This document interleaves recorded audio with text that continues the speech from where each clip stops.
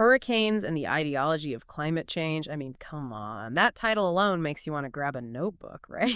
Definitely not your average weather report.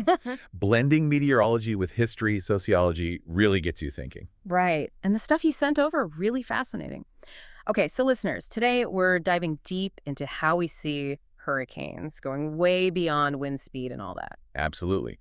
We're talking about the names we give these storms, the tech that shapes our view of them, even how remembering past hurricanes, especially Katrina, changes how we see hurricanes now. Okay, so let's talk about these hurricane names for a sec. The research says names like Katrina, Otis, they carry weight, like they've become, I don't know, cultural shorthand for disaster. It's true. Think about it. When you hear Katrina, you don't just picture a storm surge. You picture a whole city underwater, right? But it's kind of wild how those names get stuck to such strong images. Makes you wonder if a Hurricane Bob would hit us the same way as, say, Hurricane Camille.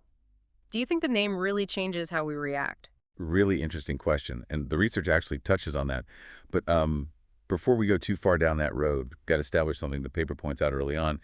Our idea of how often hurricanes happen might be a bit off. Okay, break that down for me. Are you saying we're not actually seeing more hurricanes? Not necessarily. See, the research talks about shifting baselines. Basically, our ability to even spot hurricanes has gotten so much better.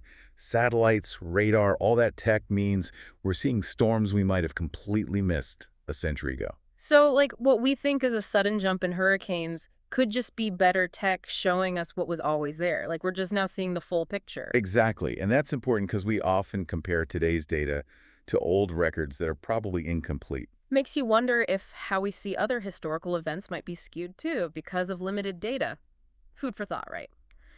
But this all goes back to the hurricanes, and the research says we can't just rely on gut feelings or what we think we remember about past storms. Exactly.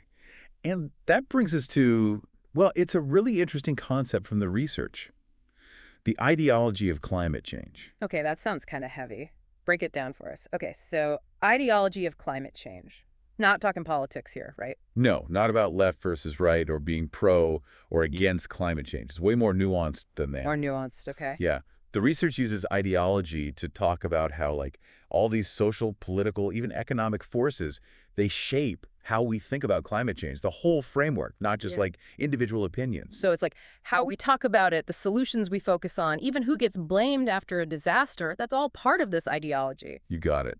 And the paper really dives into this one aspect of it called climate change determinism. Oh, climate change determinism. Okay, now you're just using big words. What's that even mean? No, I promise, not that complicated. It's this idea that climate change becomes like the main explanation for events. Sometimes it even overshadows other vulnerabilities that were already there. So, like, saying Hurricane Katrina was mainly a climate change disaster without thinking about things like, oh, I don't know, the levees not being good enough, or all those communities that got displaced. Exactly. And the research uses Katrina as like the perfect example. There's this whole debate.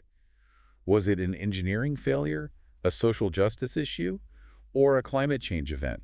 It's probably all three, right? And that's what's so interesting about this research, right? It pushes us past just pointing fingers at one cause. Yeah, Like, yes. we want those simple answers, but it's way more complicated. And because it's complicated, it's easy to get stuck in this, well, the research calls it the allure of simple solutions.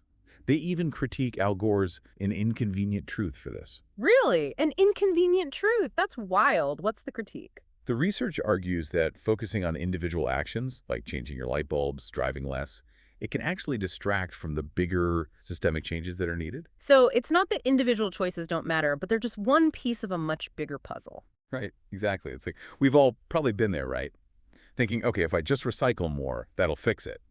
But the research really wants us to think bigger, to look at things like how much influence the fossil fuel industry has or global economic inequalities, things like that. So zooming out from the individual actions to the big picture, Yeah. how are our systems even set up in the first place, right? Exactly. And that brings us right back to the ideology of climate change. Huh. It's about understanding how our views are shaped by way more than just the science. It's social, it's political, it's economic, it's all connected. Okay, so we've talked about how we see these storms, the tech that shapes how we understand them, this whole idea of a climate change ideology. But let's get back to the hurricanes themselves for a sec. The research makes this really interesting comparison, framing both New Orleans after Katrina and Acapulco after Hurricane Otis as canaries in the coal mine. That's such a powerful metaphor. Right? Yeah. It's like they're not just recovering from disasters. They're like warning signs for everyone else. Like, hey, this could be you. But why those two cities? Why New Orleans? Why Acapulco? Makes you think about how we choose who gets that label, the canary. Definitely. Is it about where they are or their economies? What does it say about how we see risk Mm-hmm. and who's got to deal with it? And speaking of dealing with it, the research, it compares how blame was assigned after Katrina and after Otis, right? Like, there's always this question, who messed up? Is it the government? Is it individuals? Just bad luck? What is it? And that's where those social vulnerabilities, the things we talked about before, you just can't ignore them. Hmm. The research makes it clear. Marginalized communities, they often get hit harder because they might not have the same resources to prepare for a hurricane Yeah. or to recover afterwards. It's like the hurricane just exposes the cracks that were already there all along. Exactly. And it's not just in those first few weeks and months after a storm either. The research uses New Orleans after Katrina, for example. You see these long-term shifts. Social, economic, people getting displaced, infrastructure changing, how land is used. It all changes. It's not just like a temporary setback. These cities, they work differently afterwards. So hurricanes, they're like these huge triggers for social change that keep going for years, even after the storm's gone. Yeah, totally. Shows you just how complex it is, how long the impact lasts. Wow. Okay, we covered a lot today. How we see hurricanes, the tech involved, that whole climate change ideology, the long-term effects on communities. So for our listeners, what's the takeaway? What should they be thinking about after this deep dive? It's the big question. If I had to boil it down, I'd say this deep dive, it's about pushing us to be more critical, more curious about how we understand hurricanes and climate change. Okay, I like that. Critical and curious. So how do we actually do that? How do we put that into practice? Well, for one, we got to pay attention to how these events are framed, not just the data itself. Remember, the research talked about how stories, images, even just the words we use, they all change how we see things. So be aware of the narrative, right? Don't just take the headline at face value. You got to dig deeper. Exactly. And part of that is listening to different voices, different perspectives.